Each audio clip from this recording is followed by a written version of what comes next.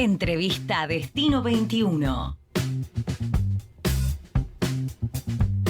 Y llegó la primera entrevista de la tarde en este viernes, en este semanario que hemos pensado mucho.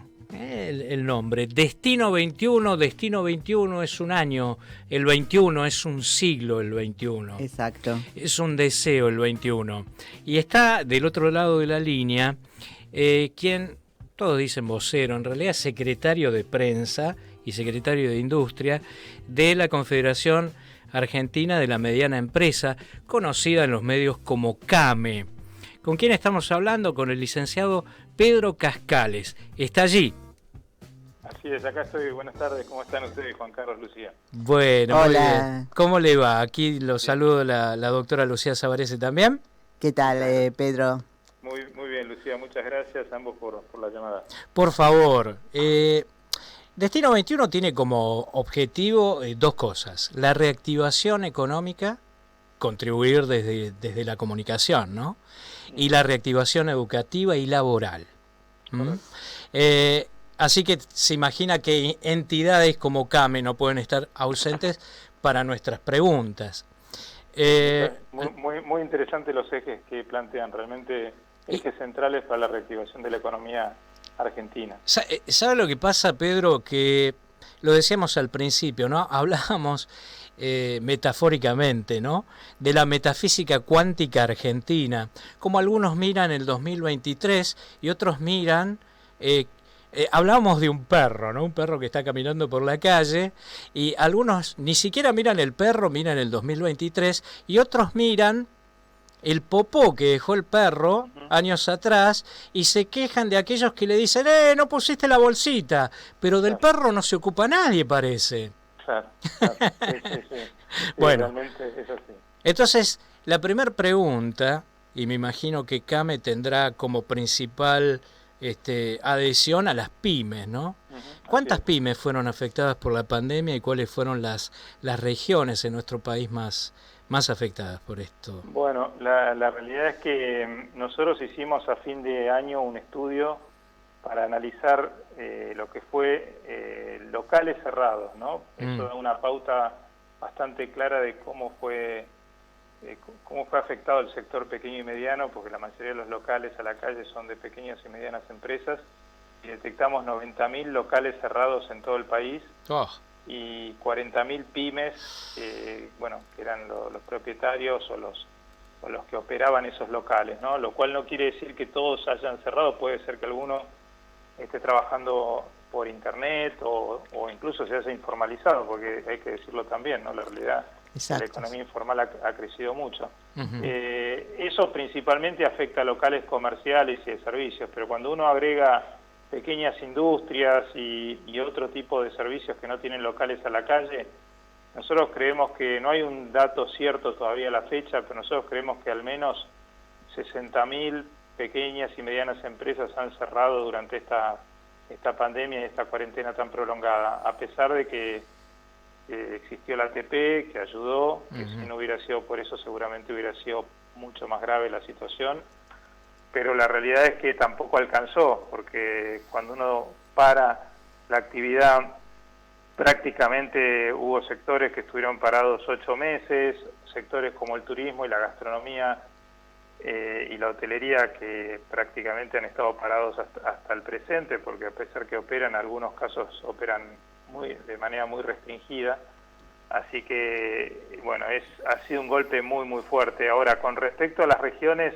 ha sido un resultado bastante variado, dado que la capital y el Gran Buenos Aires han sido las zonas que más confinamiento han tenido y probablemente han sido en el rubro comercial los más afectados. El interior del país ha tenido unas aperturas graduales más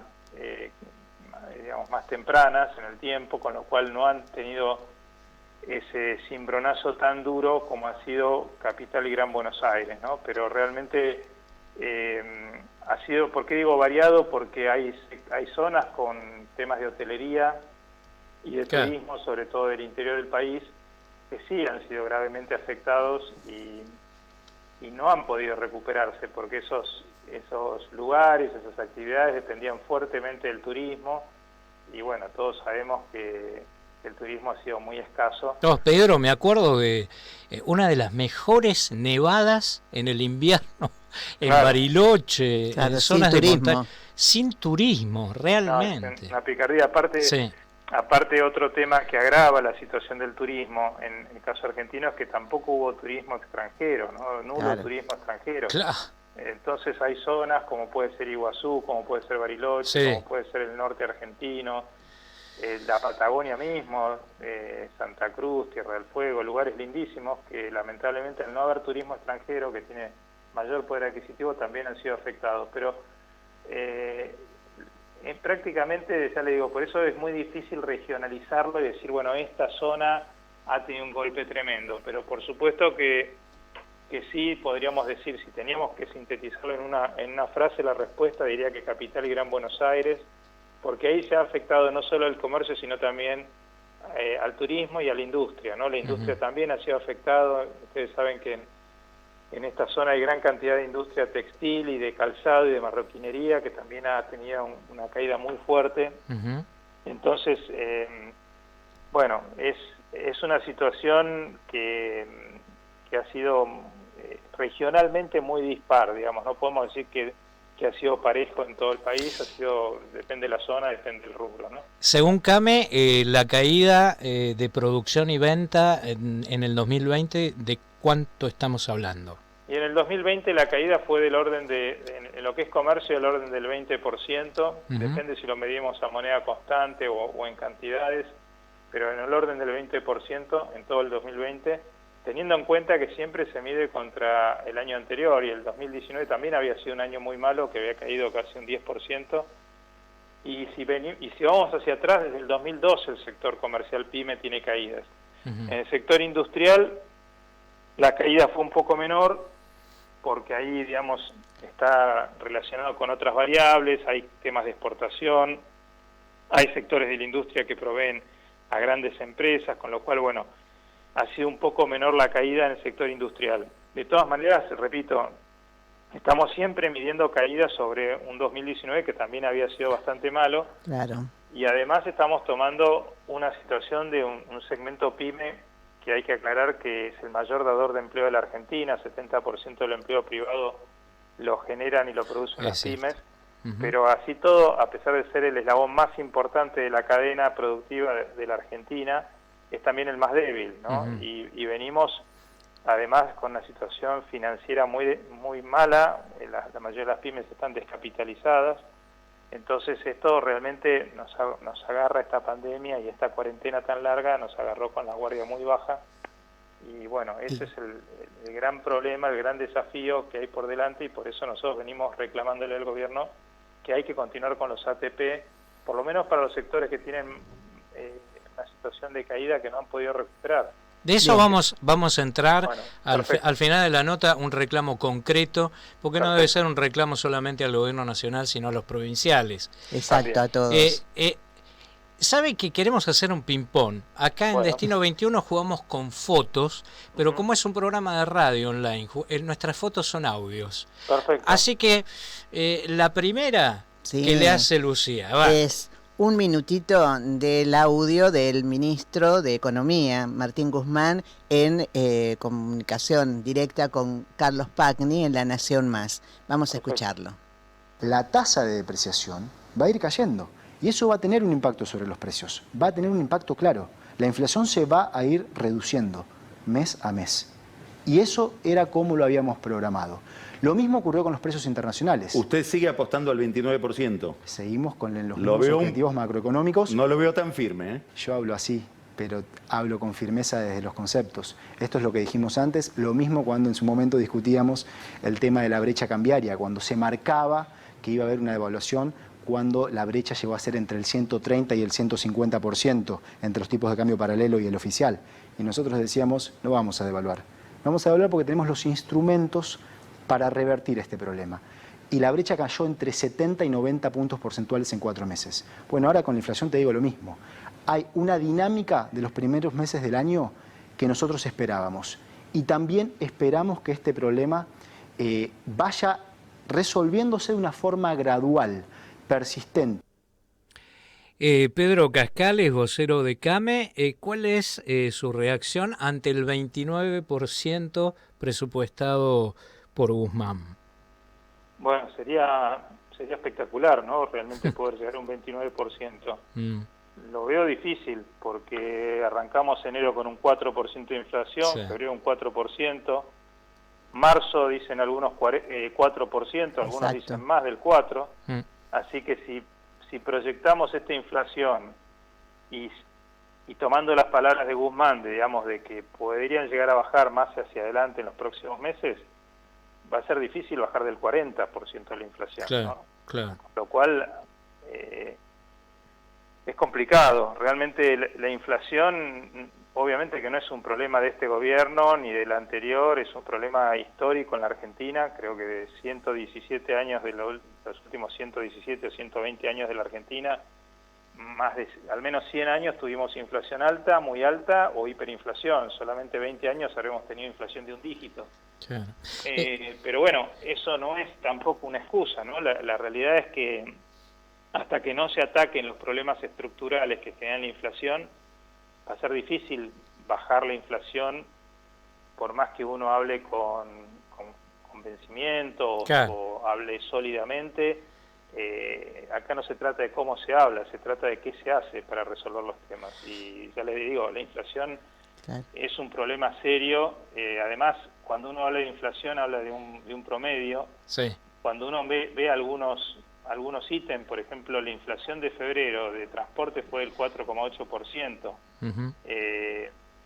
Digo transporte porque, bueno, mueve todo después la cadena, ¿no? Ya sabemos que están aumentando los combustibles. Terrible. Hoy hablábamos hace instantes, nuestro columnista de mercados, Cristian Aristimuño, que nos decía que a nivel internacional hubo un bajón terrible del precio del petróleo y acá venimos con el aumento de las tarifas de nafta. ¿Y cómo vienen pasa- aumentando? Lo que pasa es que nosotros tenemos un doble efecto, el efecto del dólar, porque todo lo que son Sí. commodities y el petróleo, igual que la energía, es un commodity, entonces Ujú. tenemos el efecto de la devaluación que le pega de lleno cada vez que hay una devaluación, automáticamente debería haber un aumento del precio de los combustibles, que a veces no se produce y se va acumulando, y después tenemos el problema nuestro de la inflación, ¿no? Es decir, Ujú. que cuando uno anualiza el atraso que a veces tiene la energía, bueno, pero eso, digamos, no lo estoy ni justificando ni nada, simplemente estoy haciendo una descripción y digo, si aumenta el combustible, aumenta el transporte, aumenta todo, digamos, porque Claro. es transversal a todo, ¿no? Después podemos ver otros tipos de inflación, pero el problema es que va a ser muy difícil llegar a esa meta que describe Guzmán. Ojalá que pudiera hacerlo. La verdad que no entiendo bien cuál es el fundamento en que se basa para poder aseverar eso. Pedro, ¿nos deja sacar otra foto? Sí, cómo no. Esta es, mire, pan recién salió del horno. Héctor Polino, ¿sí?, representante de Consumidores Libres, participó en la audiencia por Zoom de la Secretaría de Energía por el aumento de las tarifas de gas. A ver, ¿qué decía Polino?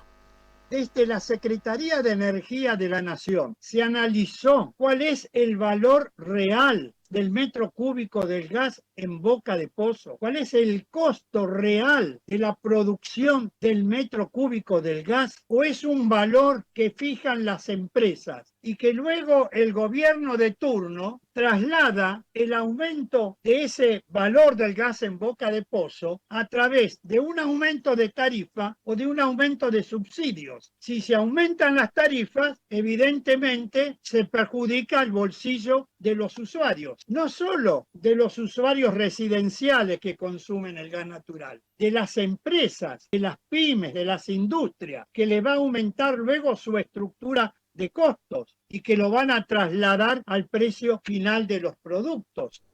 Quisimos poner esta foto, Pedro, Sí.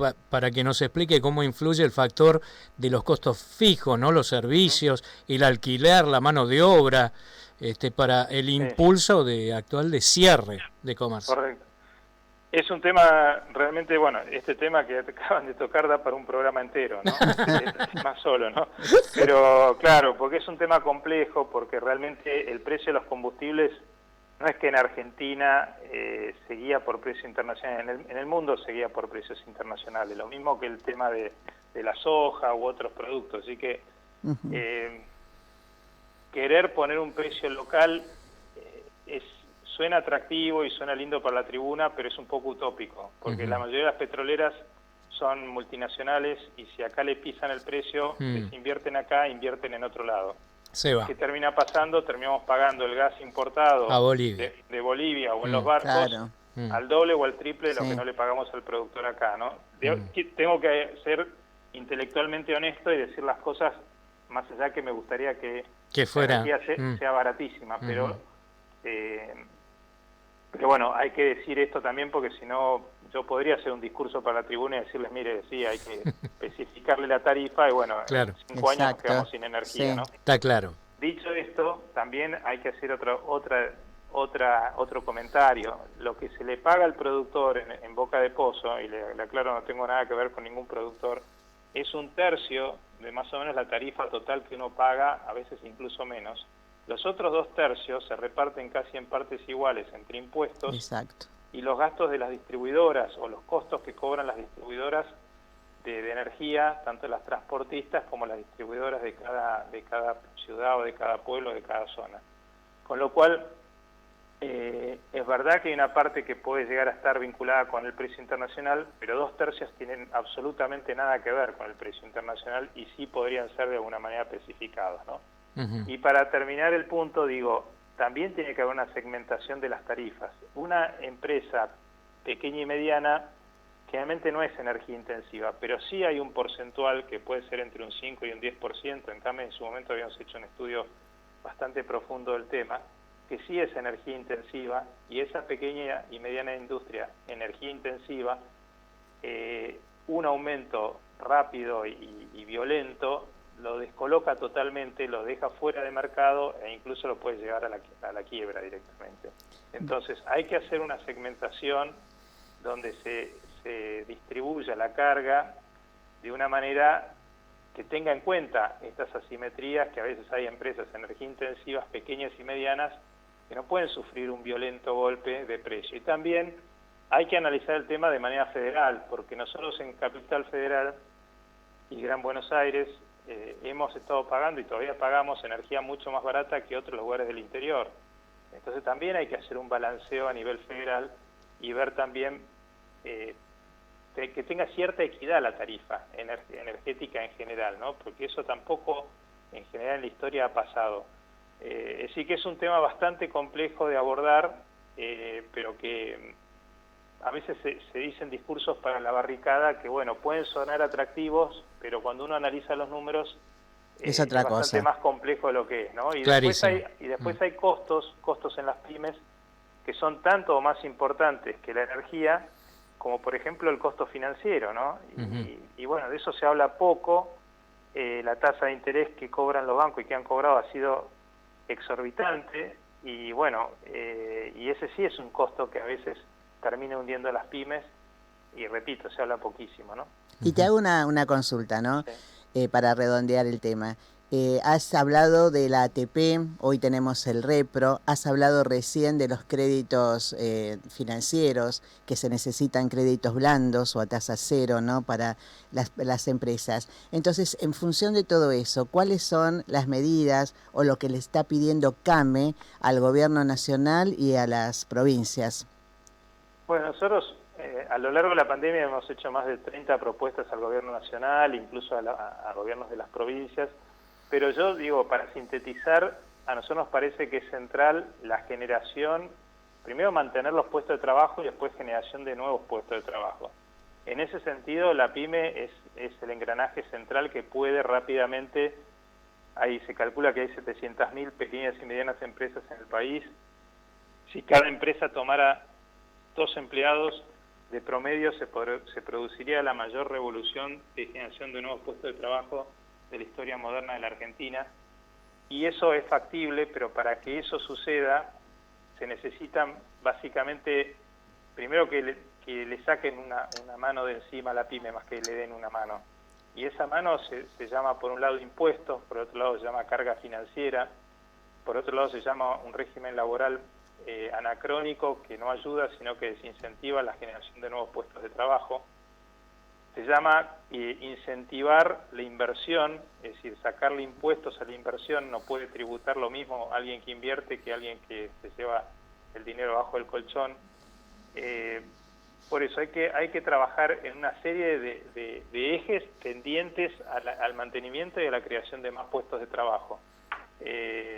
Nos parece que sobre eso debería generar la política de este y de otros gobiernos, pues debería ser una política de Estado. Pero tiene muchos ejes, ese concepto que acabo de mencionar tiene muchos ejes que hay que abordar y que hay que abordarlos de manera despolitizada, viendo qué han hecho los países que han ido bien, qué políticas han adoptado y cómo han logrado que esas políticas tengan éxito. Muy bien. Bueno, le agradecemos muchísimo, ¿no?, la entrevista que nos ha dado y que nos ha respondido a todas estas inquietudes, ¿no? Y breguemos para que todas las empresas y todas las pymes y el gobierno puedan tener las ayudas específicas para salir adelante y que crezca la economía. Estuvimos charlando con Pedro Cascales, él es secretario de Prensa y de Industria de CAME. Le mandamos un abrazo muy muy fuerte y las puertas de Destino 21 siempre abiertas. Hiperabiertas para ustedes. Muchas gracias. Carlos, Lucía, que tengan muy buenas tardes. Muchas gracias por la nota. Por favor, a usted.